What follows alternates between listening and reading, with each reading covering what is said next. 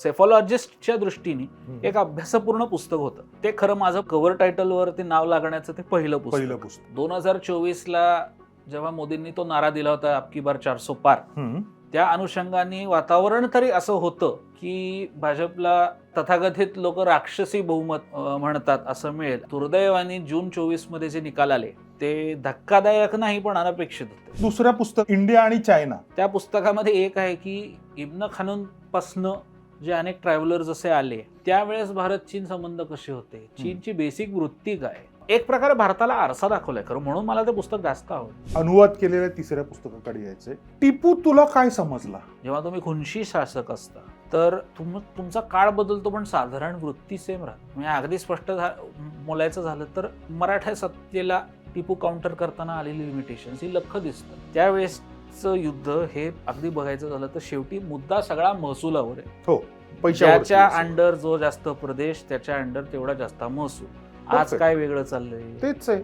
हे पुस्तक current Jio political जे काही चाललेलं आहे त्याच्यावरती भाष्य करतं. या पुस्तकात काय आहे ते वॉर घडत असताना लिहिलेलं आहे. तथाकथित मी जेव्हा मला कळलं होतं की आता हे पुस्तक फायनल झालंय बरं का, त्या दिवशी इस्माईल हानियाला उडवला इस्रायल, हमासचा नेता.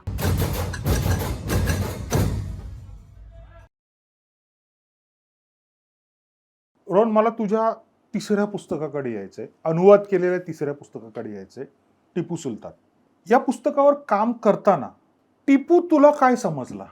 खरं म्हणजे विदाउट एनी अजेंडा और without messaging any propaganda of any side, तुम्हाला जर वस्तुनिष्ठ इतिहास मांडायचा असेल तर तो कसा मांडावा ह्याचं विक्रम संपत ही व्यक्ती आणि मूळ इंग्लिश मधलं ते पुस्तक हे उत्तम उदाहरण आहे. बर. तो एकाच वेळी विक्रम संपत यांनी तत्कालीन भारतीय शासकांना आणि आत्ताच्या आपल्या लोकांना एक आरसा दाखवला आहे. बर. की कसं आहे, 30-30 वर्ष 40-40 वर्ष समाज माध्यम नसण्याच्या युगात एखाद्या व्यक्तीचा समाजावर आणि एका बहुसंख्य म्हणजे संख्या दृष्टीने बहुसंख्य असणाऱ्या लोकसंख्येवर पगडा असणं, धाक असणं याला काही गट्स लागतात. बरोबर आहे. आज समाज माध्यम म्हणून आपण 5 कोटी लोकांपर्यंत असे जाऊ शकतो. हो. त्यांनी त्याच्या बापाने 40 वर्ष राज्य केले, ते उगाच नाही केलं. बरं, तुम्हाला काही क्वालिटीज होत्या म्हणूनच ते करू शकले ना.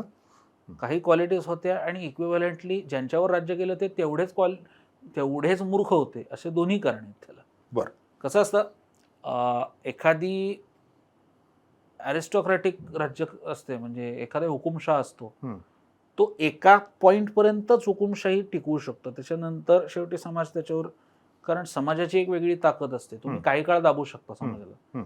आणि हा इतिहास आहे, मनुष्याचा इतिहास आहे की हुकुमशाही काही दिवस टिकते. हुकुमशाही टिकली आहे, मजबूत टिकली, पण त्याला सुद्धा मर्यादा आहे आणि त्या मर्यादा नंतर एक्सपोज होत जातात. बरं.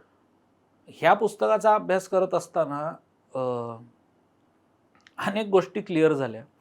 सगळ्यात महत्वाचं म्हणजे माणूस म्हणून माणसाची जी एक वृत्ती आहे किंवा एक शासक म्हणून जी वृत्ती असते, जेव्हा तुम्ही खुनशी शासक असता तर तुमचा काळ बदलतो पण साधारण वृत्ती सेम राहते.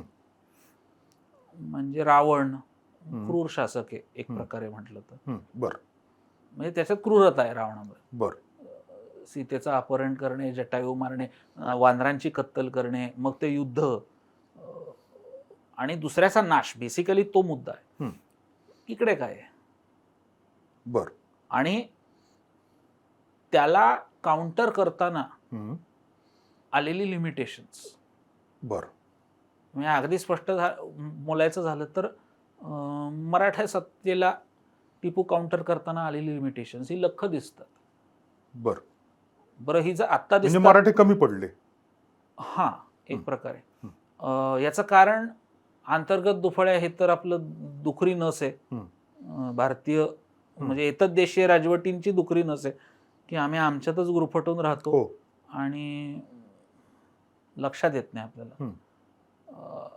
सो थोडंसं ते क्लिअर झालं. पराक्रम कोणाचाही कमी नाही बरं का. हे मी हेही मान्य करेन की आता हे बोलायला ठीक आहे 200-250 वर्षानंतर की त्यावेळेसच्या लोकांना अक्कल नव्हती, तर असं नाहीये, मुद्दा तो नाही, त्यांनाही कळत असतं. पण त्यावेळेसच्या काही मर्यादा असतात अनावधानाने किंवा परिस्थितीने आणलेल्या, त्याला तुम्ही काउंटर नाही करू शकत.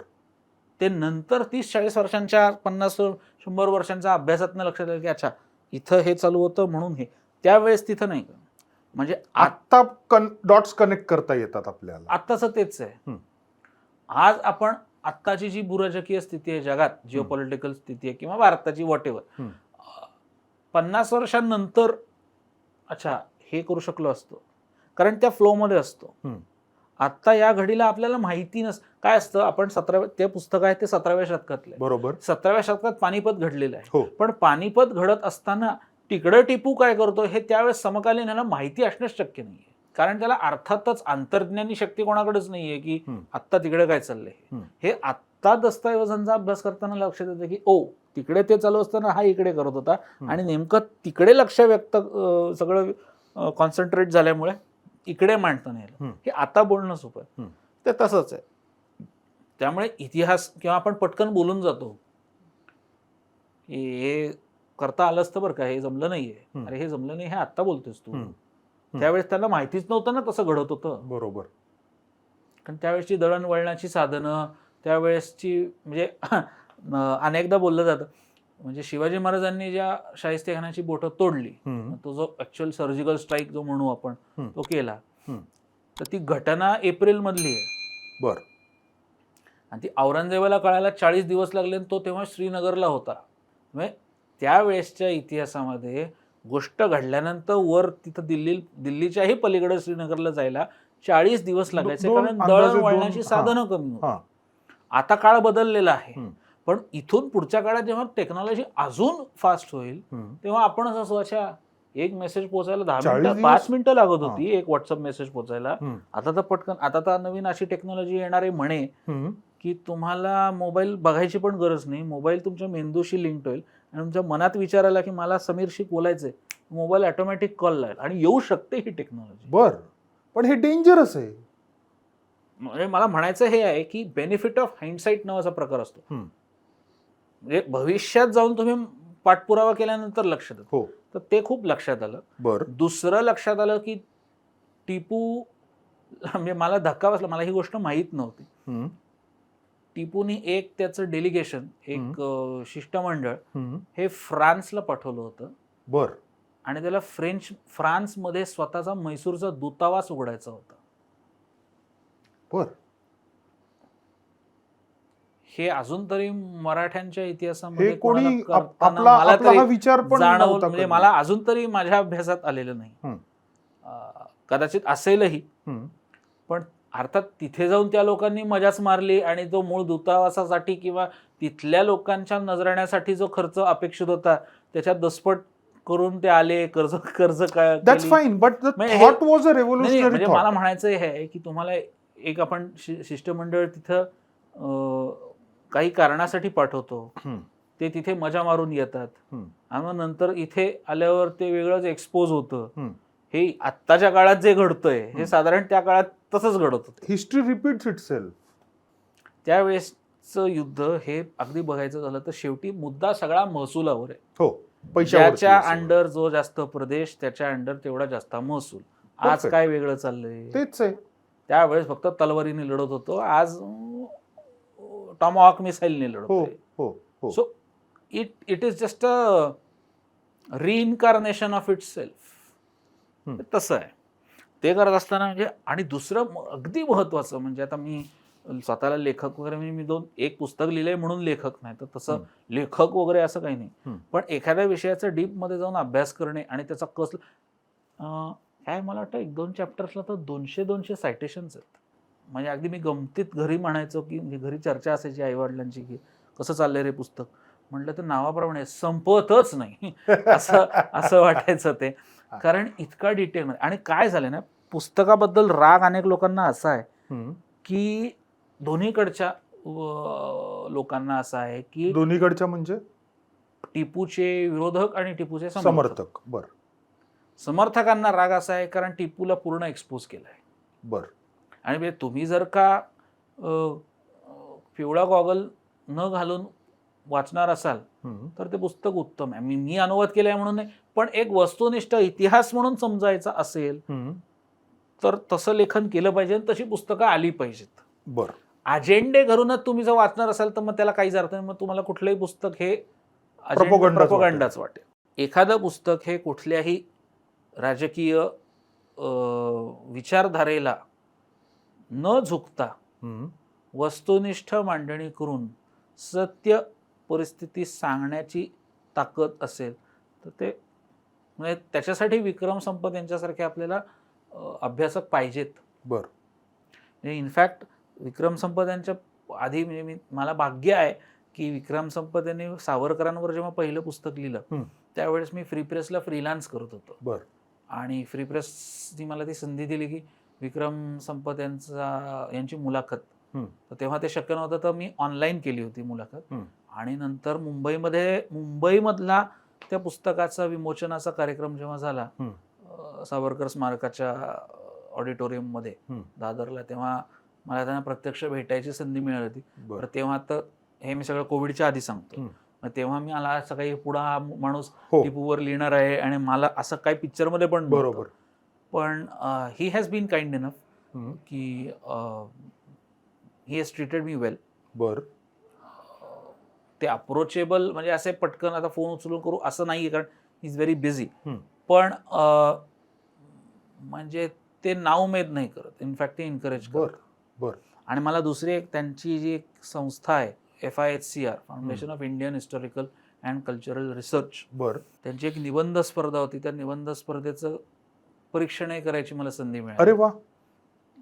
त्यामुळे तो एक वेगळ्या पद्धतीने तोही योग जुळून आला. मी म्हणून म्हणतो की अशा काही मोठ्या व्यक्तींना अगदी जवळून नाही पण त्यांच्या कामामध्ये आपलं छोटंसं खारीचा वाटा उचलण्याची संधी मला मिळते ह्याच्यात. त्यामुळे त्या प्रत्येक पुस्तकाच्या मानधनापेक्षा कधी कधी त्या पुस्तकाचा पुढे तेव्हा त्या पुस्तकावर आपल्याला काम करायची संधी मिळते, हा त्या मानधनापेक्षा सगळ्यात मोठा मान मी समजतो. कारण कुठे काय प्रत्येक गोष्ट तुम्ही पैशात नाही तोलू शकत, पण पैसाही तेवढाच तोलावी पण नको, प्रत्येक गोष्ट नको. आता कसं आहे, आता मी जरा सुस्थितीत आहे म्हणून बोलतोय.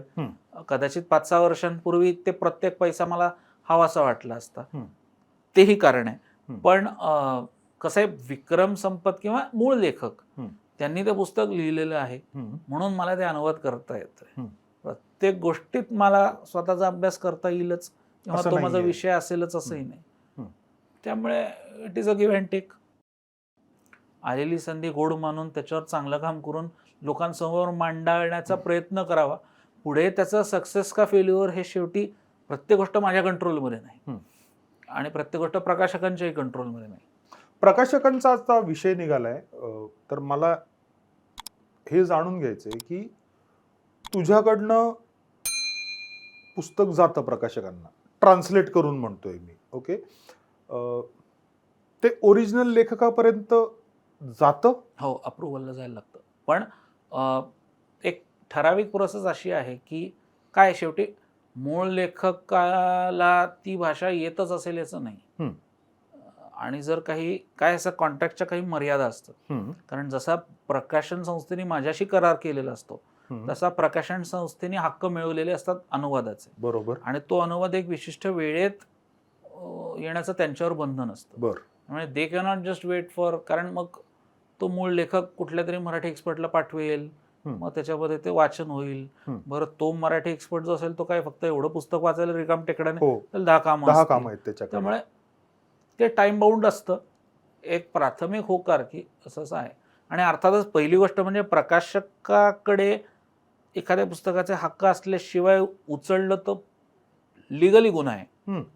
त्याचं स्वैरभाषांतर आवडीने तुम्ही करा. म्हणजे मी एकदा केलं होतं की स्वैरभाषांतर केलं, पण माझ्याकडे सुदैवाने मूळ लेखकांचा मी ईमेल ID पत्ता काहीतरी मिळवून की त्यांच्यापर्यंत मी हे केलेलं आहे. कारण तोपर्यंत ते विशिष्ट पुस्तक अजून मराठीत आलंय का नाही मला माहिती नव्हतं. प्रोसेसमध्ये असू शकतं, हो. त्याचे हक्क आधीच हो. गेलेले असू शकतात. हो. मी विचारलं होतं तर मला कळलं की त्याच्यावर काम झालेलं आहे आणि पुढच्या 2 महिन्यात येते. बर, तिथेच थांबवलं तिथेच आपण. थांबवलं.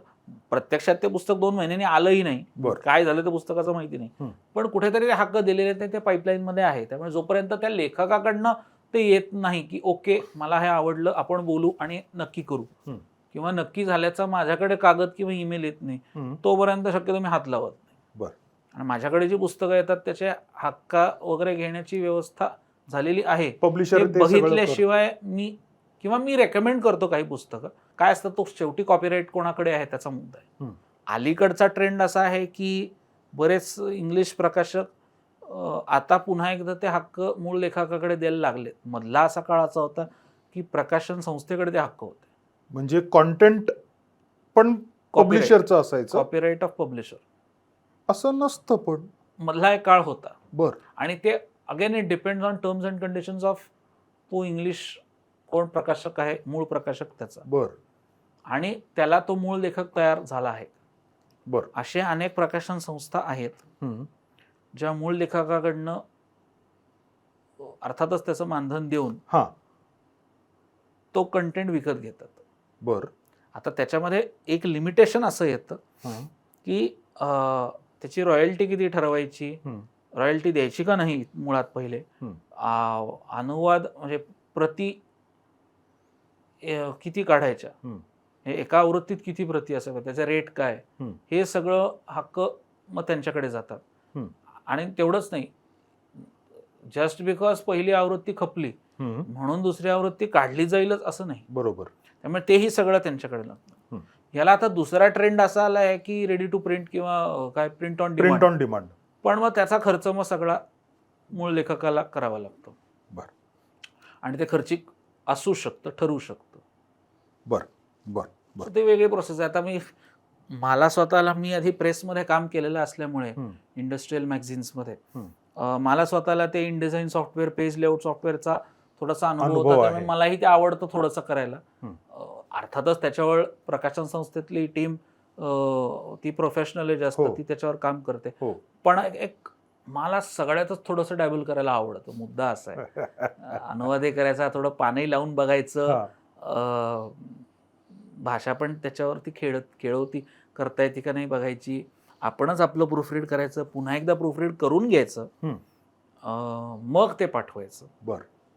आणि मग त्याच्यावर प्रकाशन करायला जेवढा वेळ लागेल, कारण माझ्या एकट्याचंच पुस्तक नाही, 50 पुस्तकं आहेत त्यांच्याकडे, ते तसं करतात. म्हणजे फक्त ते आहे की आवड बेसिकली असावी हे सगळं करायची, नाहीतर वर्ड फाईल सुद्धा पाठवून काम होतं.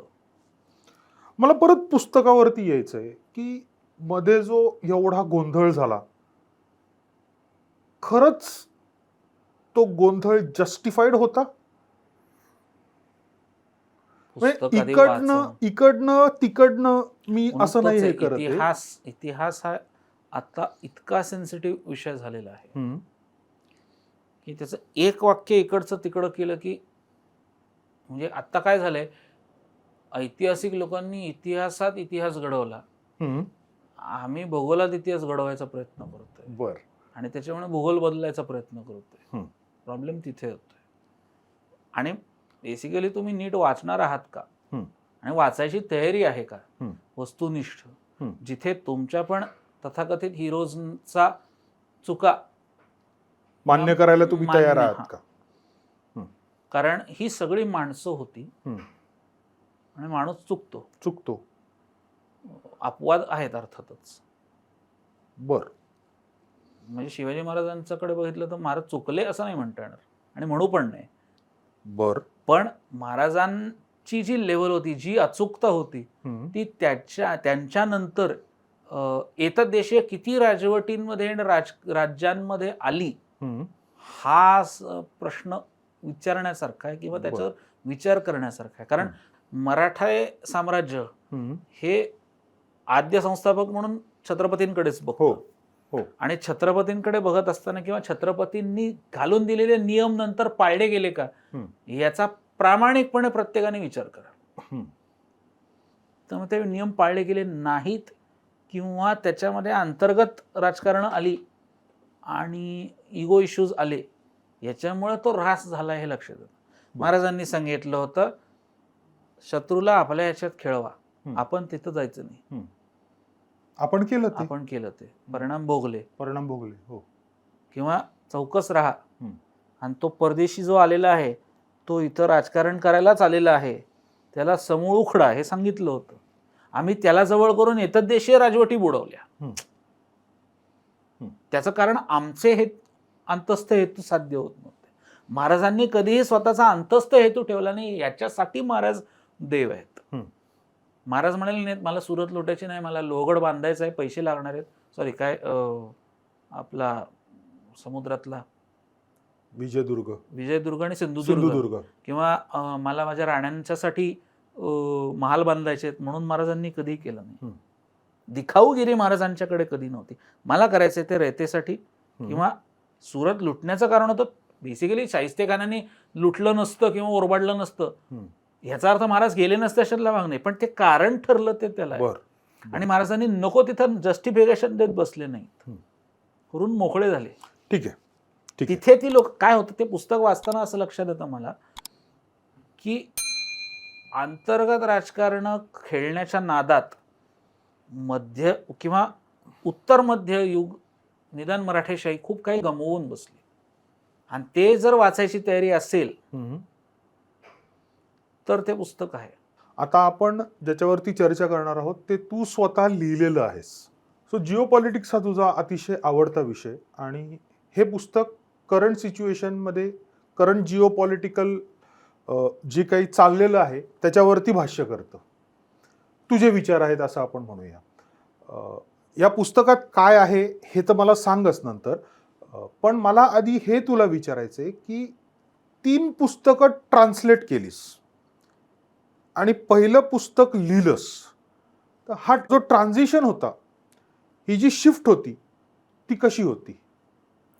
ॲक्च्युली मला पर्सनली तो शिफ्ट ॲज सच नाही वाटला. याचं कारण पुस्तकांचा अनुवाद करण्याच्याही आधी म्हणजे शाळेच्या निबंधानंतर मध्ये कॉलेजच्या काळामध्ये तसं लिखाण थांबलं. पण पुन्हा जेव्हा पत्रकारिता करत होतो रानडे इन्स्टिट्यूटमध्ये, तेव्हा त्यावेळेसच्या राजकीय परिस्थितीबद्दल फेसबुकवर कमेंट करण्यापासून फेसबुकवर छोटे छोटे लेख लिहिण्यापर्यंत, आणि एनिवेज जसं मी म्हटलं तसं इंटर्नशिप करत असताना जे काही फ्री हँड दिला गेला, फ्री हँड म्हणजे फक्त मुलाखती केल्या नाहीत. मी इंटर्नशिप करत असताना किंवा फ्रीलान्सिंग करत असताना मी सुद्धा काही विषयांवर लेख लिहिले. बरं.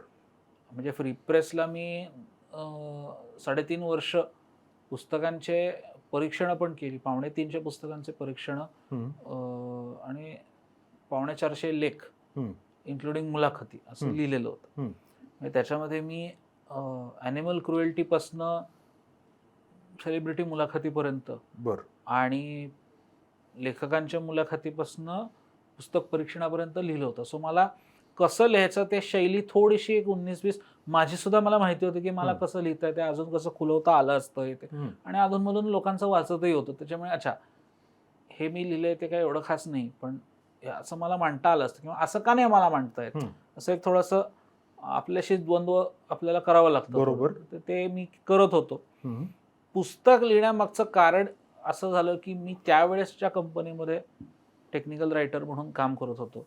त्या कंपनीची एक टीम ही इस्रायल मधली होती. बरं.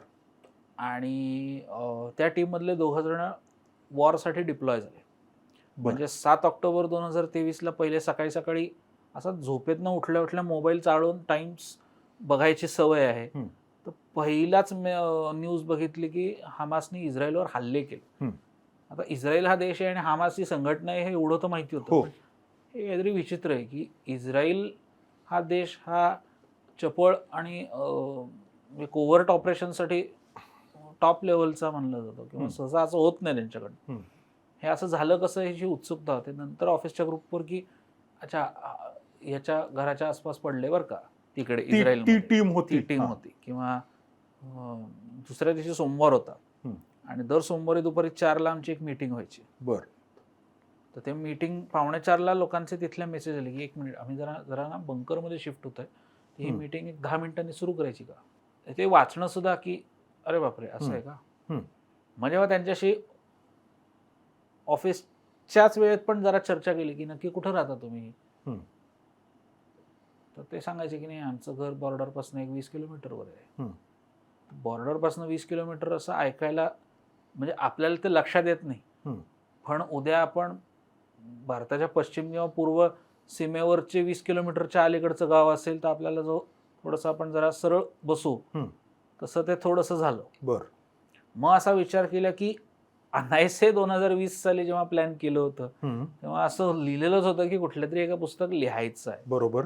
मग हा मुद्दा काय वाईट आहे. बरं, पुन्हा तेच की पुस्तक लिहून मला काय त्याच्यामध्ये मी खूप मोठा भूराजकीय विश्लेषक आहे आणि हे पुस्तक उद्या भारताच्या परराष्ट्र मंत्र्यांच्या हातात जाणार आहे आणि ते वावा करणार आहे त्याच्यासाठी लिहिलेलं नाही. बेसिकली घटनेने अधिकार दिलाय मला काही बोलायचं काही लिहायचा किंवा जोपर्यंत मी कोणाला दुखवत नाही तोपर्यंत, तर ती मर्यादा ठेवून म्हटलं लिहिण्याचा प्रयत्न तर करू. काय होईल, एकही प्रकाशक हे पुस्तक घेणार नाही. बरं. आणि ही तयारी केली होती की 100 प्रती छापून बघू, वाटू, विषय एंड करू, बघू कसं परसिव्ह होतंय. लिहित गेलो. बरं, लिहिताना सुद्धा ते वॉर घडत असताना लिहिलेलं आहे. 7 ऑक्टोबरचा हल्ला. विग कानेटकरांचं इस्रायल युद्धच वाचलं होतं. कानेटकरांनी बेंचमार्क सेट केलं, निदान मराठी.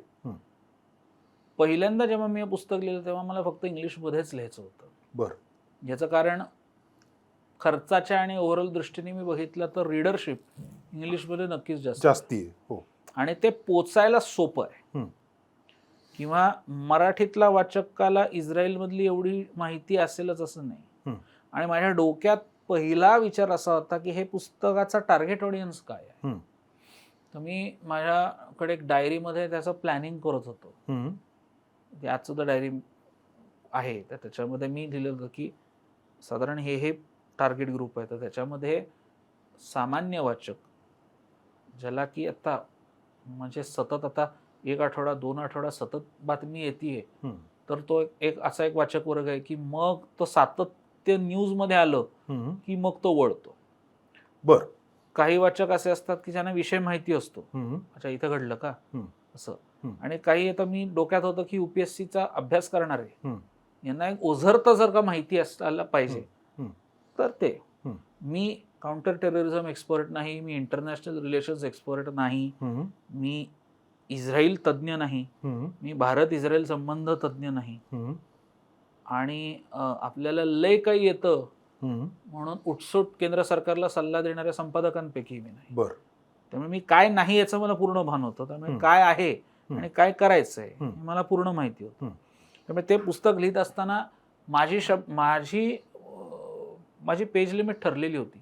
बरं. की मला 250 ते जास्तीत जास्त 300 शब्दात 300 पानात हा विषय हा जास्तीत जास्त लोकांपर्यंत पोचवायचा पाहिजे. आणि ती जास्तीत जास्त लोक कोण, तर पहिलं क्रमांक 1 की जो सामान्य वाचक आहे, की हा एक विषय आहे जरा बघू काहीतरी चाललेलं आहे. दुसऱ्या लेव्हलचा वाचक की ज्याला अब्राहम अकॉर्ड्स काय माहिती आहे, ज्याला ह्याच्या आधीच्या शस्त्रसंधी ज्या झाल्या त्या माहिती आहे, ज्याला योम किपूरचं युद्ध माहिती आहे, ज्याला मोसादच्या कारवाया माहिती आहे, असं आहे. आणि तिसरं असं आहे की UPSCची तयारी करतोय, हा करंट टॉपिक आहे, मला उचलून ओके मला हमासी संघटनाचा उदय, त्यांची राजकीय विचारधारा, त्यांचं उद्दिष्ट आणि त्यांचे प्रमुख नेते याचा एक ओझरतं. कारण मला हे माहिती होतं की बाय द टाइम पुस्तक येईल तोपर्यंत विषय थंड झालेला असतो. विषय थंड नाही, कोणाचं तरी अस्तित्व पूर्ण नष्ट तरी झालं असेल, किंवा कोणतरी भिंतीला भिंत लागून काय म्हणजे भलतं पण होऊ शकतं. इनफॅक्ट ते पुस्तक जेव्हा लिहिलं त्याचा ड्राफ्ट मी 3दा चेंज केला. बर. तथाकथित मी जेव्हा मला कळलं होतं की आता हे पुस्तक फायनल झालंय बर का, त्या दिवशी इस्माईल हानियेला उडवला इस्रायलने, हमासचा नेता. त्यामुळे मला इस्माईल हानियेचा रेफरन्स जिथे जिथे मी वर्तमान काळात वापरला होता त्याचा सगळा भूतकाळ मला वॉज मध्ये गेला. आणि कुठेतरी माझ्या डोक्यात होतं की इस्रायलच्या पद्धतीने वेचून मारायला लागलं ही साधारण गादीतले ढेकूण मारावे तसे मारायला लागलेले असल्यामुळे आज जी परिस्थिती आपण बघतोय त्या खामेनी मेल्यात किंवा त्याला मारल्या आहे असं धरून मी एक चॅप्टर बनवून ठेवला होता. बर की बाय द टाइम मला, कारण दुसरं माझं उद्दिष्ट असं होतं, मी कायम ते भान राखून होतो की प्रकाशन जेव्हा या पुस्तकाचं होईल त्यावेळेस जी परिस्थिती असेल किंवा असू शकते त्याच्या जवळपास जाणारं पुस्तक पाहिजे. बर म्हणजे कालबाधित नको, ते टाइम बाउंड आलं पाहिजे, पण त्या पुस्तक त्याला मर्यादा आहेत. आज ते पुस्तक कदाचित इरिलेव्हंट असू शकेल, पण बाय द टाइम ते येईल तेव्हा ते नको. तो पास्ट टेन्स मधला मला नको. माझे काही कॉन्टॅक्ट वापरून मी काही इस्रायली लोकांकडनं पण माहिती घेतली. फक्त मला निर्देश असे दिले होते की आमची डायरेक्ट नावं नाही, आम्हाला कोट पण करायचं नाही, डायरेक्टने थर्ड पर्सन मध्ये लिहायची माहिती. म्हटलं ठीक, कारण ते ऑन फील्ड होते. मला नावं माहिती आहेत, मला सांगायचं बंधन आहे. सो मग मी विचार असा केला की जर आपल्याला त्याच्या जवळपास आणायचं असेल आणि जर आपला टार्गेट ऑडियन्स पहिलाच सामान्य असेल वाचक, तर ती भाषा मुळात सामान्य, खूप फ्लॉवरी न करता आणि कुठेतरी ते पुस्तक करताना असा विचार डोक्यात आला की मी सतत वृत्तपत्र वाचत होतो ना वेगवेगळे, आणि न्यूज चॅनल पण बघत होतो. बरं, दुसरा माझ्याकडे डोक्यात असा विषय होता की हे सगळं चाललंय ते मध्य आशियात चाललंय किंवा पश्चिम आशियात चाललंय, भारताशी रिलेव्हंट कसं करायचं. तर नुसतंच भारताशी रिलेव्हंट आहे कारण भारत इस्रायल मैत्री असं म्हणून चालणार नाही. म्हणून मी त्याच्यात 2 चॅप्टर टाकले. बरं, एक चॅप्टर मी पूर्ण सोशल मीडियावर टाकला. याचं कारण माझ्या जन्माच्या आधी 71चं युद्ध झालं, तेव्हा ते युद्ध भारतीयांच्या रेडिओ, म्हणजे भारतीय लोकांच्या घरी रेडिओच्या रूपात ना. 99 कारगिलचं युद्ध मला आठवतंय कारण ते टीव्हीवर बघितलं होतं. विक्रम बात्रापासून सगळ्यांना आम्ही टीव्हीवर, आणि आमच्या काळातले हिरो आहेत. हे युद्ध सोशल मीडियावर आलं कारण आपण सगळ्यांनी फेसबुक, व्हॉट्सअप, इंस्टाग्राम ह्याच्यावर हमासनी महिलांवर केलेले बलात्कार, त्यांनी ज्या पद्धतीत त्या जूनच्या डेड बॉड्यांची नासधूस केली, आणि अर्थातच इस्रायलनी मग काउंटर प्रोपोगंडा कसा वापरला, हे दोन्ही आपण व्यवस्थित. त्यामुळे सोशल मीडियानी आधीच भडकलेल्या आगीत अजून तेल ओतलं. तर मग त्याचा इम्पॅक्ट काय आहे ह्याच्यावर मी एक चॅप्टर टाकला.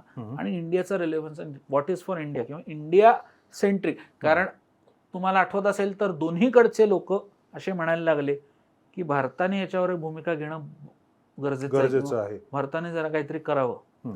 सो भारताचा से कुठेतरी महत्वाचा ठरायला लागला त्या ह्याच्यामध्ये. म्हटलं तो जास्त रिलेव्हंट असेल.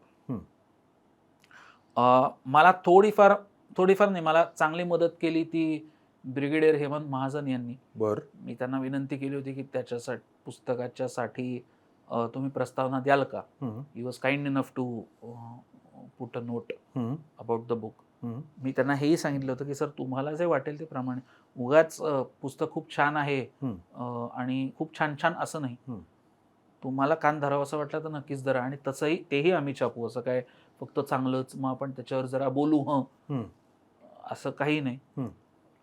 ही was also kind enough to, म्हणजे मी अनेक लोकांना विचारलं होतं, फक्त मला मर्यादा होती कारण मला पण ठराविक वेळेत ते आणायचं होतं. त्यामुळे कितीही माणूस उत्तम असला तरी शेवटी मला वाट बघत थांबायचं नव्हतं. He was kind enough to give me in the time bound schedule. आणि he could sum it up very वेल.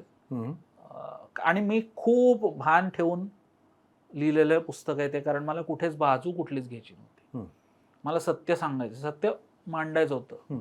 कारण नाही तर मग बाजू घेण्याच्यासाठी तेवढा आपला अभ्यास आहे का, तर नाही. चालू विषय आहे त्यामध्ये मी अगदीच असं म्हणणार नाही की वाहत्या गंगेत मी हात धुवून घेतला, पण मला तो विषय मिळाला, माझ्या आवडीचा वाटला, माझ्या सोयीचा वाटला, मला त्याच्यासाठी इनपुट्स मिळू शकली. तेही असतं कारण तुम्हाला इनपुट्स मिळावे लागतात, नुसतंच आपलं. आणि मी रेफरन्सेस पण वापरले, ते प्रामाणिकपणे म्हण. फक्त मी ठरवलं होतं स्वतःला की मी उगाच सायटेशन नंबर देत बसणार नाही. मला स्वतःला ॲज अ लेखक ते फार बोर होतं. मी चॅप्टरच्या एंडला मी ह्यामध्ये वापरलेलं आहे आणि बऱ्यापैकी रिस्पॉन्स आहे त्याला. म्हणजे थोडेफार मी रिव्ह्युअर्सना विचारलं, त्यांनाही ते पटले, म्हणजे त्यांनी त्यांच्या पद्धतीने रिव्ह्यूज दिलेले आहेत. अगदीच कोणी बथड लिहिलंय असं अजून तरी म्हटलेलं नाहीये. त्यामुळे तो एक हुरूप मिळतो की हा म्हणजे अगदीच वाईट नाही, पण फार चांगलं नसलं तरी अगदीच गचाळ काही लिहिलेलं नाहीये किंवा अगदीच खोटंही काही लिहिलेलं नाहीये. कारण खूप भान ठेवून, कारण एक तर आपल्या देशातला तो विषय नाही, त्यामुळे कितीही नाही म्हटलं तरी ग्राउंड रिअलिटी पासून आपण कोसवलो. पण मग थोडासा अभ्यास करून मांडलं तर काय बिघडलं, कारण भारताच्या इतिहासावर किंवा भारतीय उपखंडातल्या ह्याच्यावर अनेक पाश्चिमात्य लोकांनी लिहिलंय. मग आपण कधीपासून लिहायला लागणार? सो आपण नॅरेटिव्ह सेट करतोय. नरेटिव्ह पण नाही सेट करायचं, बरं, कारण नरेटिव्ह मध्ये पुन्हा प्रोपगंडा अजेंडे येतात. लाईक मेनी इंटरनॅशनल एक्सपर्ट्स हू टॉक आपण अबाउट. असा नॅरेटिव्ह सेट करतोय का की भारतीय माणूस जिओपॉलिटिक्स वरती करत असो, मी काही भाष्य ट्रेंड करू सेटर शकतो? नाही, कारण अनेक आहेत, अनेक एक्सपर्ट आहेत, अनेक माजी परराष्ट्र सचिव किंवा आपले अँबॅसेडर आहेत, अनेक लोक जे त्या देशात त्यांनी सर्व्हिस केलेली आहे, त्यामुळे त्यांना ती रियालिटी जास्त माहिती आहे. पण म्हणजे विषयाचं वावडं नाहीये आणि मर्यादा पण नाहीये. सो खोटं काही लिहित नाही चुकीचं, आणि अजेंडा धरून जोपर्यंत लिहित नाही तोपर्यंत कोणीही लिहावं. म्हणजे इनफॅक्ट ह्याला काउंटर करणारं जरी कोणी लिहिलं तरी काही हरकत नाही. आता आपण थोडं डिटेलिंग मध्ये जाऊया ट्रान्सलेशनच्या बाबतीत. ट्रान्सलेशन म्हणजे काय एक्झॅक्टली? दोन तीन प्रकार आहेत. एक ट्रान्सलेशन, जे लिटरल ट्रान्सलेशन, जे शक्यतो आपण शासकीय किंवा गव्हर्नमेंटच्या किंवा लिगल डॉक्युमेंटचं करावं लागतं, की तिथे तुम्हाला शब्द बंबाळ करायला किंवा शाब्दिक काही इतर हे करायला अलाउडच नसतं. स्कोप नाही, म्हणजे ते नसतंच, करायचंही नसतं. तर तो लिटरल ट्रान्सलेशन, जे ऍक्च्युअल भाषांतर झालं ते. दुसरा प्रकार जो पुस्तकांमध्ये आहे तो जनरली असावा असं माझं म्हणणं आहे, तो म्हणजे जे अशी पुस्तकं असतात कुठली, की तो भावानुवाद असावा, नुसता अनुवाद पण नाही. त्याच्यात ती इमोशन पण यावी. ती इमोशन अर्थातच मूळ जो टोन आहे पुस्तकाचा त्याला बगल न देता अनुवादकाचं काम आहे नुसतं फक्त लिटरल ट्रान्सलेशन नाही, कारण मग लिटरल ट्रान्सलेशनचे आपल्याकडे बरेच मग मजा होते. म्हणजे किती लक्ष द्यावं लागतं. तर पुण्यामध्ये एका उड्डाणपुलाचं अनावरण झालं, तर उड्डाणपुलाला जाणारा रस्ता आणि त्याच्या अलीकडचं आहे, तर ते कीप लेफ्ट असं आपल्याकडे इंग्लिशमध्ये असतं. आणि जे तिथं बोर्डावर लागलं डावी ठेवा, काय म्हणजे डावी काय ठेवा, हे असे प्रॉब्लेम्स निर्माण होतात. त्यामुळे अनुवाद कुठे करावा, भावानुवाद कुठे करावा आणि भाषांतर कुठे करावं, हे तीन गोष्टी हे म्हणजे डोळे जरा उघडे ठेवून करावं लागतं. नाहीतर मग म्हणजे पुलंनीच ते उदाहरण सांगितले की snow had fallen across Charing Cross station, असं ते इंग्लिश मधलं वाक्य आहे. त्याचा अनुवाद करताना, भाषांतर करताना चिरा बाजारला बर्फ पडलो होता असं लिहून मोकळे झाले लोक. आता चिरा बाजारला मुंबईत कुठे बर्फ पडला? बरोबर आहे. तर ते पुन्हा डोकं बेसिकली आपल्या खांद्यावर एक अवयव दिलेला आहे, मानेवर, त्याच्यात मेंदू आहे आणि आपण मनुष्य आहोत, तर तो वापरायचा असतो मेंदू. हे आधी ते म्हणजे ती कॉर्ड जुळली पाहिजे, नाहीतर ते असंच जुळून रलट आणि मग असं बऱ्याचदा होतं, घाईगडबडीतही होतं. असं काही प्रत्येक वेळेस दोष द्यायचं कारण नाही, पण ते करत असताना ते भान राखणं पाहिजे. शासकीय मराठी क्लिष्ट आहे, ती कळतच नाही. आता ते आपण फाईल म्हणतो, बोली भाषेत सुद्धा फाईल हा रूळ शब्द झालेला आहे. फाईल हा ऍक्च्युअल इंग्लिश शब्द आहे. आता त्याला सरकारी मराठीमध्ये नसती हा नसती क्रमांक, म्हणजे शासकीय डॉक्युमेंट जर तुम्ही वाचलं कळणार आहे. म्हणून तर नसती उठाठेव, फाईलींची अदलाबदल करणे, हे नसती उठाठेव हा शब्द त्याच्यावर नाही. मुद्दा असा आहे, हे सामान्य माणसाला कळत नाही. बरोबर आहे. किंवा शासकीय डॉक्युमेंट सुद्धा जे पेपरमध्ये गॅझेट बुलेटिन म्हणून छापून येतं, त्याच्यात सुद्धा ते विभागीय आयुक्त नसती क्रमांक 111/, ते उपकलम कळणार नाहीये. तर ते आमचा अनेकदा, आता ती सिस्टीम आहे आणि सिस्टीम बदलत नाही स्वतःला कधी, हा पुन्हा एक प्रॉब्लेम आहे. मुद्दा तोच आहे की ते अजून सोपं करून सांगता येणार नाही का, किंवा मुद्दा कळल्याशी कारण नाही. स्पेशली वर्डिक्ट जे येतं कोर्टाचं लिगल डॉक्युमेंट, तिथं ते इतकं क्लिष्ट असतं, इंग्लिश बेसिकली, तर ते मराठी हे अजून क्लिष्ट आहे. त्यामुळे तिथे व्यवस्थित लिगल एक्सपर्टची मदत लागते. बरं, म्हणून तो लिगल ट्रान्सलेटर हा शक्यतो जे विधी अभ्यास केलेला असावा, कारण त्याला ते रुटीन मधले शब्द आहेत. त्याच्यासाठी ते रुटीन मधले शब्द आहेत, लॉचा स्टुडंट असल्यामुळे. किंवा आता साधं आहे, म्हणजे फिजिक्समध्ये जी एक डोमेन आहे ज्याला क्वांटम मेकॅनिक्स म्हणतो, त्याचं पुंज भौतिकी असं संस्कृतोद्भव पुंज भौतिकी, उच्चार तर एक्झॅक्टली. आता हाय आहे, आता कोणाला पुंज भौतिकी म्हटलं तर कळणार पण नाही. पुंज भौतिकी लांब राहिलं. नेपियन सी आपल्या क्वीन्स नेकलेस रोडला त्याच्याऐवजी सुभाषचंद्र बोस मार्ग म्हटलं तर टॅक्सीवाल्याला कळत नाही, अशी अवस्था. तेच आहे. किंवा पुण्यामध्ये पौड रोडच्या ऐवजी जिजामाता रोड सांगितलं तर ते कळणारच नाही पटकन, माहिती पण आहे का ऍक्च्युअल मध्ये आहे, हे माहित पण नाही आणि कळणार पण नाही. तर तो म्हणजे मुद्दा असा आहे की आता कुठेतरी थोडे बदल व्हावेत, कारण न्यायपालिका किंवा शासकीय धोरणं, तुम्ही आम्ही कदाचित थोडे सुस्थितीतल्या घरात जन्माला आलो, त्यामुळे आपल्याला ते लक्षात येईल की पटकन शोधणे, त्याचा अर्थ लावणे येते. पण ज्या गोरगरीब जनतेचं काम अडलंय, ज्याला प्रधानमंत्री आवासचं घर हवंय, ज्याला अजून काही त्याचा न्याय निवाडा करायचा, त्याला जर त्या मिनिटाला कळलं मला बाबा हे मिळालं आहे का नाही एवढं सांग, हे का नाही आपल्याला करता येत, तिथे थोडी गोची होते. मग तिथे थोडे एक्सपर्ट पण लागतात, म्हणून तो मुद्दा येतो. पण मुद्दा असा आहे, ते एक्सपर्ट पण आता कमी होत चालले. जसे एकेकाळी मोडी लिपीचे आता तज्ज्ञ लागतात खूप, कारण अनेक डॉक्युमेंट असे आहेत की मोडीमधले आहेत, त्याचं रूपांतरण करायला लागतं. ती क्लिष्ट प्रोसेस आहे. त्याच्यामध्ये आता ठीक आहे, आता AI आलेलं आहे, पण शेवटी AI ला पण ट्रेन करून घ्यायला लागतं. कोणीतरी ट्रेन करावं लागतं त्याला. ती प्रचंड मोठी प्रोसेस, त्याला वेळ लागतो. बरं, आपल्याकडे असे आहे की दर 10 महिन्याला भाषा बदलते, म्हणजे भाषा पद्धती बदलते. पुणे मुंबईमध्ये काय रे, तर नागपूर साईडला काय बे होतं, ती पण पटकन कळेल असं नाही. नागपूरला जाईपर्यंत सुद्धा त्याच्यामध्ये बरेच बदल.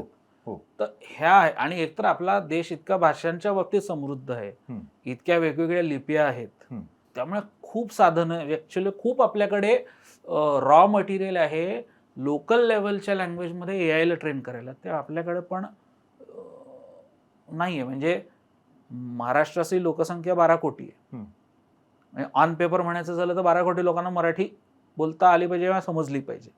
आता 12 कोटी ही आकडा हा युरोपातल्या अनेक देशांच्या लोकसंख्येपेक्षा जास्ती आहे. बरोबर.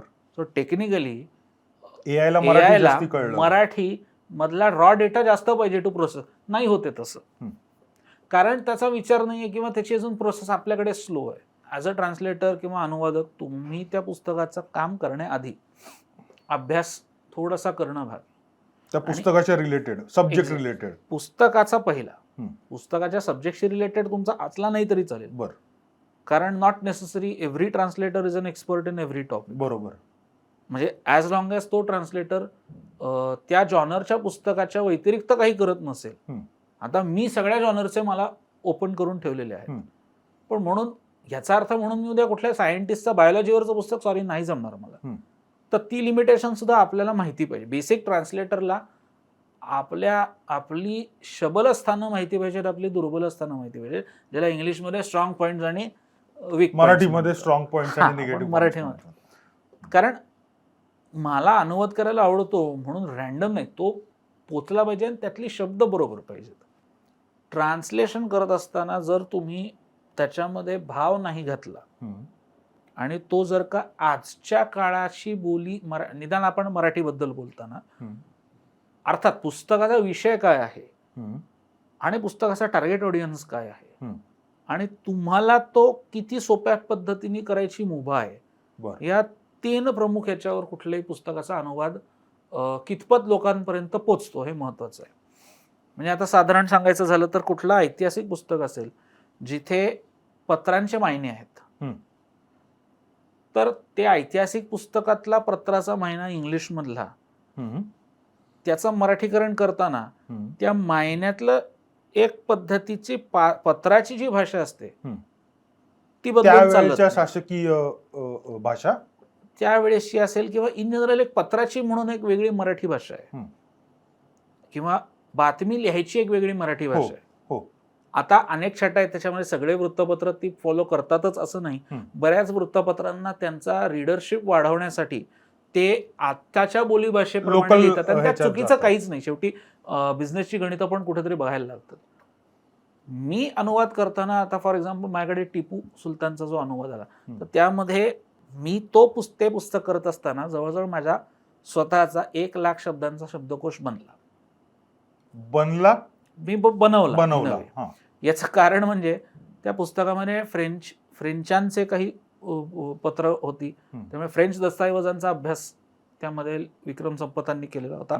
ब्रिटिश डॉक्युमेंटेशन होतं, मराठ्यांचं डॉक्युमेंटेशन होतं आणि टिपूचं स्वतःचं होतं. आता मुद्दा असा आहे, 4 वेगवेगळ्या भाषा इन अ वे. सो नुसता टिपू ह्या नावाची 4-5 वेगवेगळी स्पेलिंग होती. स्पेलिंग पण वेगवेगळी होती. फ्रेंचांच्या भाषेमध्ये पण आणि 4-5 ने जास्तीच होती, कारण TIPPO होता, TIPU होतं, TIPPO होतं. ओके. असं. सो त्याचा शब्दकोश बनवताना प्रत्येक नवीन शब्द आला की मी एक धोरण आखलं होतं की त्याचा नाऊन फॉर्म, त्याचा व्हर्ब फॉर्म आणि त्याचा पर्यायी मराठी मधले हे 2 प्रकार हे मला प्रत्येक वेळेस तू बनवायचे, हे मी सांगितलं होतं एआयला सांगितलेलं. ओके. असे करत करत माझ्याकडे विशेषनाम आणि सामान्य नाम मिळून 1,00,000 शब्द झाले. त्याच्यावर मला बरंच काम करायला लागलं, कारण कधी कधी तो माती खायचा जोरदार एआय. मग तो चुकीचा शब्द किंवा मला लक्षात यायचं की हे चुकीचं दिलंय त्याने, मग ते करेक्ट करा. मग मुद्दा असा आहे की त्यामुळे तो 1,00,000 शब्दांचा शब्दकोश माझ्याकडे बनला. जो जुन्या लोकांनी फिजिकली बनवला तो तू एआय वरती बनवला, सिस्टम मध्ये बनवला. ओके. मी एक्सेल शीट वर केलं, कारण तुम्हाला एक्सेल आउटपुट आणि ते ऍक्च्युअली समजायला आणि शोधायला सगळ्यात सोपं. कारण त्याच्यामध्ये इंग्लिश शब्द, त्याचे सिनोनिम्स 2 ते 3 प्रमुख सिनोनिम्स, 2 ते 3 प्रमुख अँटोनिम्स, समानार्थी विरोधी अर्थ, त्याचा मराठीतला वर्ब फॉर्म, नाऊन फॉर्म आणि तो शब्द तसा असेल तो प्रोनाऊन फॉर्म. कारण ते तर त्या पत्रांमध्ये असं लक्षात आलं की काही बाबतीमध्ये उर्दू शब्द आले, त्याचं हिंदीकरण करत असताना सोपं जायचं, पण एखादा त्या काळचा 17व्या शतकातल्या 16व्या शतकातला ब्रिटिश इंग्लिश शब्द पटकन लागायचा नाही, पण मग त्याचं उदाहरण जर घेतलं तर मग तो रिलेट व्हायचा. ते असं करत करत, तर मुद्दा असा आहे की अनुवादक म्हणून घे पुस्तक, अनुवाद करत दे छापून, असे करणारेही अनेक आहेत आणि त्याच्यावरती खरंच घाम गाळणारे अनेक आहेत. कारण तो घाम गाळल्याशिवाय ते मग मजा नाही.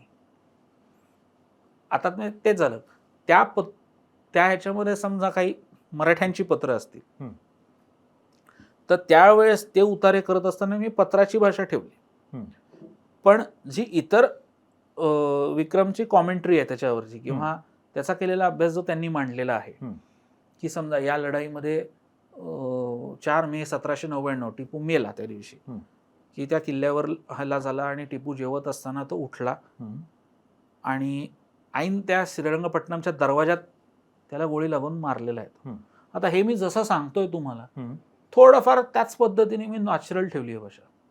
त्यांचे असे म्हणणे होते ते आत्ता छापखाना स्टाईल वाटायला खूप माझी श्रेष्ठ भाषा. अरे पण वाचताना जो वाचक आहे तो जर माझ्या वयाचा तरुण असेल तर त्याला ती रिलेव्हंट भाषा वाटणार नाही, तो कंटाळून जाईल.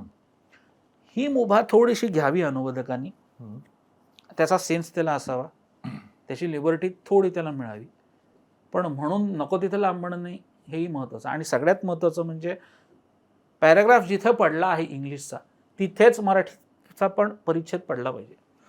बोलता बोलता एआय बद्दल तू बोललास, म्हणजे मी स्वतः लिहितो, ठीक आहे, मी एआयचा वापर करतो, नाही असं नाहीये, मी हे सांगतोय, पण कित्येक वेळा असंच असतं की मी हे खरोखर लिहिलेलं आहे आणि कोणीतरी त्याच्यावरती कमेंट करतं की हे एआय मधनं आलेलं आहे, जेव्हा की हे फक्त मला माहिती आहे की हे मी लिहिलेलं आहे. हा सगळा अनुभव तुला येतो का? येतोय.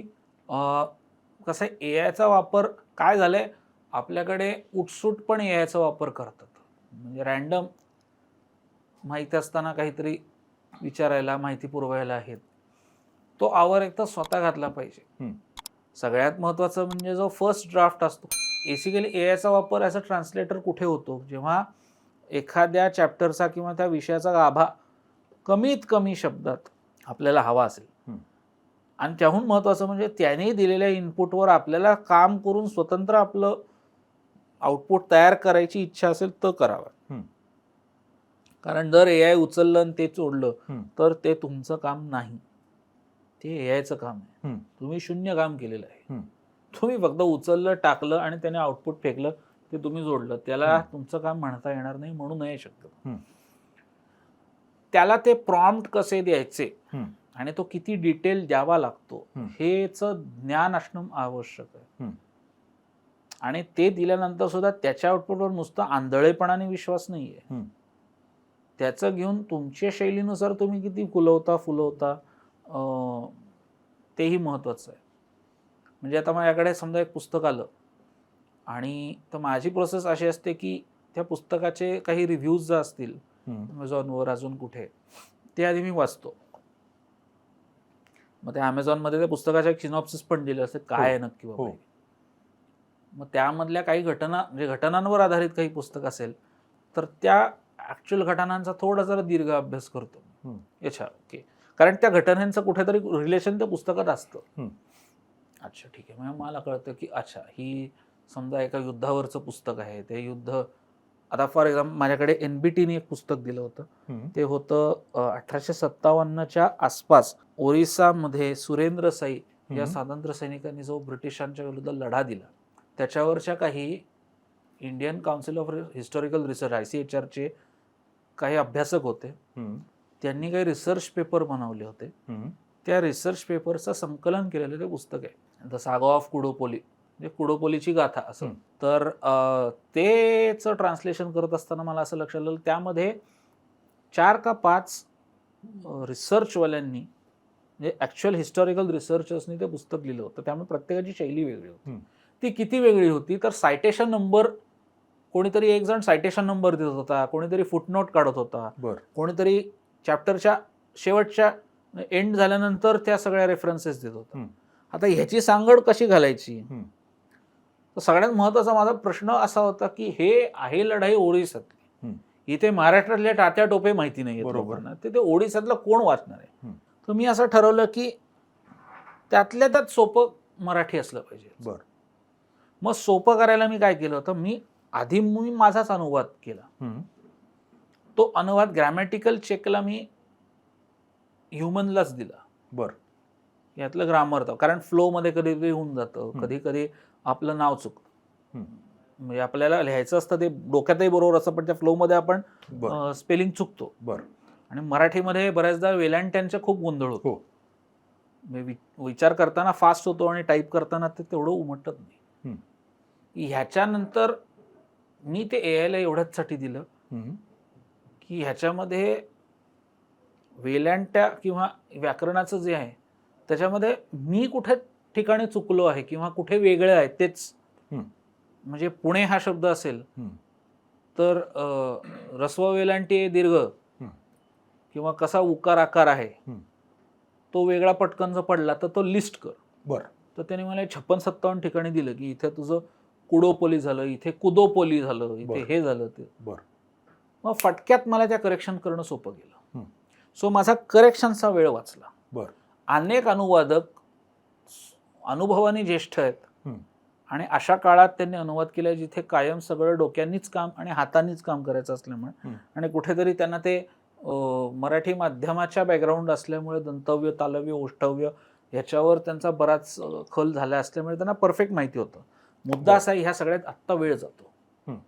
आणि जेव्हा काही डेडलाईन्स असतात ज्या पाळायच्याच असतात किंवा पाळाव्या लागतात त्यावेळेस टेक्नॉलॉजीचा वापर करावा.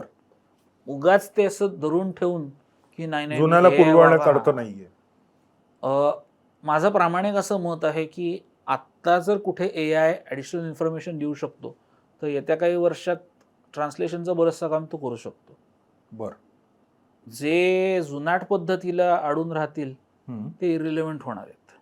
पण AI तुझं पण काम काढेल. मग भाषा फुलवणे ह्याला लिमिटेशन्स आहेत. बरं. आणि पुन्हा मशीनची लँग्वेज आणि शेवटी माणसाची उपजत इंडिव्हिज्युअल क्रिएटिव्हिटी हे कुठलंच मशीन घेऊ नाही शकत. आज तुम्ही एआयच्या माध्यमातून आता आपण बघितलं, अजित पवारांचं दुर्दैवी निधन झालं तर त्यांच्या आवाजाची एक नोट आपण बनवू शकलो, पण तरी तो मशीन जनरेटेड आवाज होता. तरी पण आपण ठीक आहे, त्यांचे समर्थक विरोधक हा मुद्दा सोडून देऊया, आपल्याला त्यांचा ऍक्च्युअल आवाज ऐकायला जास्त आवडेल का एआय वाला आवाज? एआय हा पर्याय आहे, कारण तो माणूसच अनफॉर्च्युनेटली नाहीये. नाही तर तो माणूसच पाहिजे होता ना आपल्याला. सो माणसाला पर्याय एआय आहे, माणूस रिप्लेस नाही करू शकणार. पर्याय आणि रिप्लेसमेंट ह्या दोन वेगळ्या कन्सेप्ट आहेत. मला आता काहीला पर्याय नाही, माझ्याकडे आता कॅश नाही म्हणून पर्याय म्हणून मी युपीआय वापरतो. असती तर मी पहिली कॅशच काढली असती. सो ती मेंटॅलिटी आहे. 75% जर तुम्हाला फर्स्ट पासमध्ये एखाद्या गोष्टीचा अनुवाद मिळत असेल किंवा एक क्लॅरिटी मिळत असेल की कसा असावा, तर तो तुम्ही कंटिन्यू ठेवू शकता. सो तुमचे एफर्ट्स तुम्ही चॅनलाइज होतात. 10 ठिकाणी घाम गाळण्याऐवजी एकाच ठिकाणी पिनपॉइंटेड केलं तर जास्त खुलतं ते कुठलंही काम, की माझं ना इथे चुकतं. किंवा आता 700 पानाचं पुस्तक आहे, कुठे आता मी ते नावं बरोबर आहेत का? आता टिपूचंच करताना हसी आणि डुप्ले, हसी हा ब्रिटिश अधिकारी, डुप्ले हा फ्रेंच अधिकारी, त्या डुप्लेचं 10 ठिकाणी वेगळं स्पेलिंग होतं, कारण वेगवेगळ्या डॉक्युमेंटेशनच्या संदर्भात ते आलं. आता 700 पानाचा पुस्तकाचा अनुवाद जर मी करायला बसलो तर प्रत्येक पान शोधून काढण्यात किती वेळ जाईल? त्यापेक्षा पान क्रमांक, त्यांनी जर मला सिस्टीम माझ्याकडे जर असेल, त्यांनी सांगितलं की तुझ्या वर डॉक्युमेंटच्या 27व्या पानाच्या 34व्या ओळीवर आहे, मला पटकन शोधणं सोपं आहे ना. सो तो माझा पीए बनतोय एका प्रकारे, राईट, की मला जरा काढून दे रे. किंवा उद्या मी स्वतः माझं पुस्तक लिहितोय, मला संदर्भ पाहिजेत, माझ्याकडे सगळी पुस्तकं असणं अशक्य आहे. बरोबर. किंवा आपण पेपरची रद्दी किंवा पेपरची कात्रणं किती दिवस ठेवणार? पण मला जर का कळलं की अच्छा 2010च्या या वृत्तपत्राच्या या दिनांकाच्या अंकामध्ये समजा कोणाच्या कुठल्या तरी लष्करी अधिकाऱ्यांनी या विषयावर लेख लिहिला होता, तो मुद्दा माझ्या ह्याच्यासाठी रिलेव्हंट आहे, बरं, काढून देतोय ना तो, तर का नाही वापरायचं? एआय तू वापरतोस हे तू उघडपणे सांगतोयस, तुझे प्रकाशक त्याला समर्थन देत आहेत का? एआयच्या बाबतीमध्ये बरेच गैरसमज असे आहेत की पहिली गोष्ट म्हणजे उचलून पेस्ट करून टाकणं हे मी करत नाही. बर. आणि ते करूही नाही. इनफॅक्ट ते करत असाल तर आज न उद्या कोणीही पकडलं जाईल. बर. जर तुमच्याकडे अशी सिस्टीम आली, जर करून देतो तर ते केलंय का नाही हे पकडण्याची पण सिस्टीम आहे ना. हो हो. आणि ते आहेत आता ते.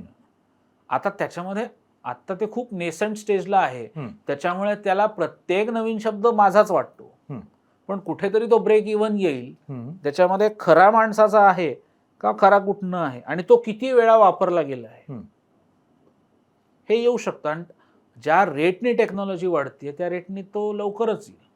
मुद्दा पुन्हा तोच आहे की किती आहे, कुठे आहे, ते केल्यानंतर सुद्धा तुम्ही त्याच्यावर किती चौकस बुद्धीने काम करता हे जास्त महत्वाचं आहे. ते जर करत नसाल, आणि कळून येते ना ती स्टाईल, एआय मध्ये बेसिकली ते हायफन्स येतात, ते हायफन आले की पहिले कळतं की एम डॅशेस म्हणतात. एम डॅश कोणीही देत नाही, काही गरज नाही. हो हो हो.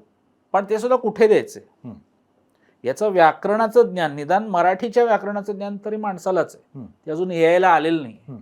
आणि आलं तरी पण तो फरक कळतो. कारण तुम्ही खूप मोठा टेक्स्ट द्या, तो गणतो. बर. पण माणसाच्याकडे ती ॲबिलिटी आहे. आपल्याला अनेक माणसं माहिती आहेत ज्यांना पुस्तकं उतारेच्या उतारे, भाषणांच्या भाषणं पाठ आहेत. म्हणजे कसं आहे, एआय हे माध्यम आहे. तुमच्याकडे टेक्नॉलॉजी आहे, तुम्ही एक न्यूक्लिअर शास्त्रज्ञ आहात, त्यामुळे तुम्हाला न्यूक्लिअर एनर्जी कशी करायची, न्यूक्लिअर बॉम्ब कसा करायचा हे माहिती आहे, तुमच्यावर आहे ते. रोहन, 4 पुस्तकांवरती आपण एक्सटेन्सिव्हली बोललेलो आहोत. मगाशी बोलता बोलता तू बोललास की 5 ते 6 पुस्तकं पाईपलाईन मध्ये आहेत. जर प्रकाशकांकडनं नसेल की या विषयावरती बोलायचं नाही, तर आम्हाला थोडक्यात त्याबद्दल माहिती दे की कुठलं पुस्तक आहे, काय टॉपिक आहे. सो जस्ट एक ग्लिम्स त्या पुस्तकाबद्दल आणि अंदाजे कधीपर्यंत येऊ शकेल. दिल्लीमध्ये एक संस्था आहे युनायटेड सर्व्हिसेस ऑफ इंडिया. बरं. ती ॲक्च्युअलमध्ये ब्रिटिशकालीन आहे. बरं. पण आता अर्थातच आपण स्वतंत्र याच्यामध्ये आता पण ते चालू ठेवलेलं आहे आणि एक वेगळ्या पद्धतीने थिंक टँक रिसर्च वगैरे चालतो. बरं.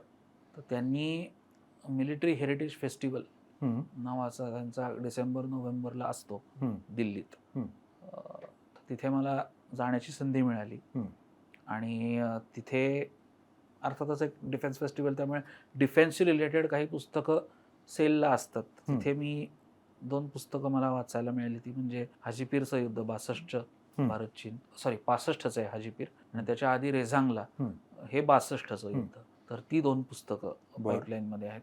आमचा प्रयत्न असा होता की 65च्या युद्धाला मागच्या वर्षी 60 वर्ष झाली, मागच्या वर्षात येणं, पण ते थोडंसं काय होतं, आर्थिक गणितं आणि इतरही गोष्टी बघायला लागतात, कारण प्रकाशन संस्थेकडे पण इतर पण टार्गेट्स त्यांची असतात. तर ती 2 पुस्तकं पुढे मागे आहेत. लँग्वेज कुठली आहे? ती मूळ इंग्लिशमध्ये आहे, त्याची मराठी आहे. अच्छा, ट्रान्सलेशन आहे म्हणजे.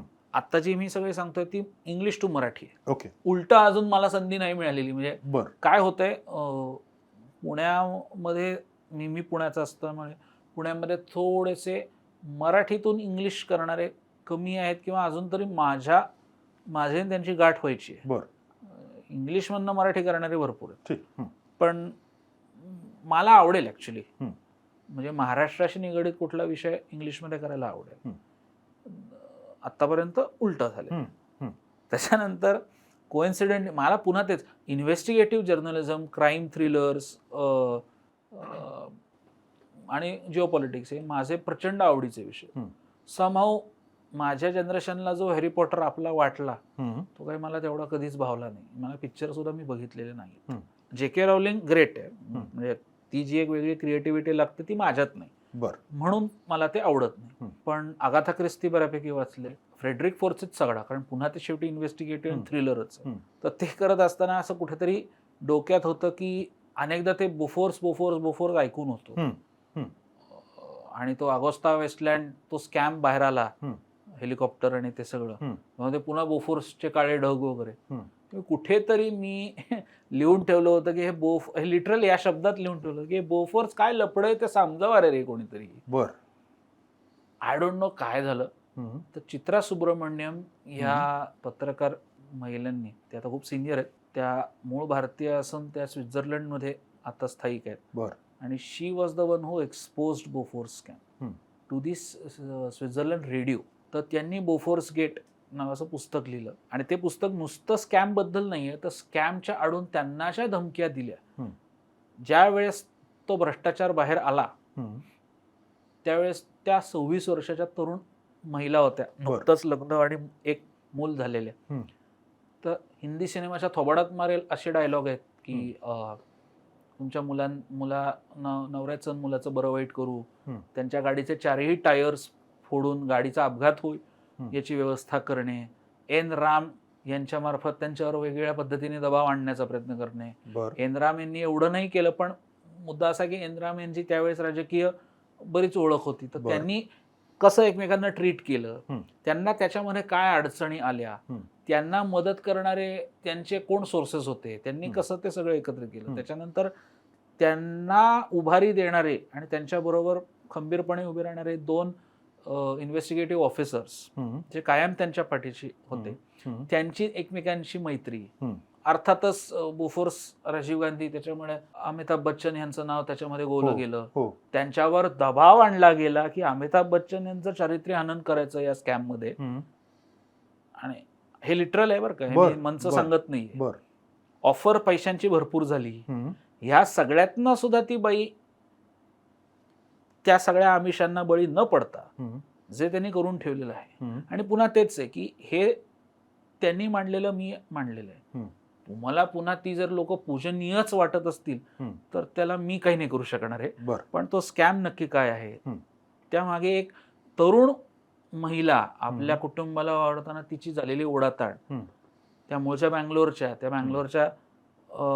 घरावर त्यांच्या पालकांवर आलेले दबाव, त्या स्ट्रेसमधनं हे, आणि अर्थातच त्यांनी एका स्वीडिश माणसाशी लग्न केलं, तर ती सुद्धा कशी जमलं त्यांचं, बरोबर. तसं तरी एक छान त्यांच्या भोवती पण ती कथा फिरते, त्यामुळे ते मला छान वाटलं. ते एक पुस्तक आहे.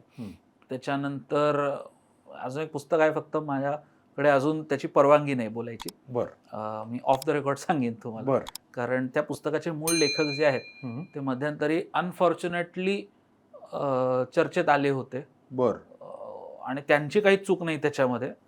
आत्ता मी लेटेस्ट करतो आहे ते पुस्तक आहे ते गाझाच्या ह्या सगळ्या लढाईमध्ये जो सर्व्हायव्हर आहे एक, त्या आमिर टिब्बननी लिहिलेलं Gates of Gaza, story of betrayal trust याची, म्हणजे त्या किबुत्सवर त्यांच्या हल्ला झाला, त्यांचे 2 लहान मुली, वय वर्ष 2 वय वर्ष 4, बायको, आणि त्यानं स्वतःला त्या बंकरमध्ये राहायला लागलं. त्यांच्या घराचे दरवाजे फोडून अक्षरशः माणसं वेचून वेचून मारली गेली. त्याच्या वडिलांनी त्याला कसं वाचवलं, असं तो सगळा तो थोडासा प्रवास. ते जरा अंगावर येतं पुस्तक, पण ते थोडंसं सगळंच गुलाबी गुलाबी असून चालत नाही. आयुष्य खरं आहे ते सुद्धा जरा जाणावं, सो ते आहे. आणि ते अशी छान वेगवेगळी पुस्तकं अशी करतात. या वर्षामध्ये बरीच चांगली चांगली पुस्तकं होतील. माझाही विचार चाललाय की अजून एक पुस्तक लिहावं, सो त्याही अनुषंगाने थोडा काम चालू आहे. काय टॉपिक असेल?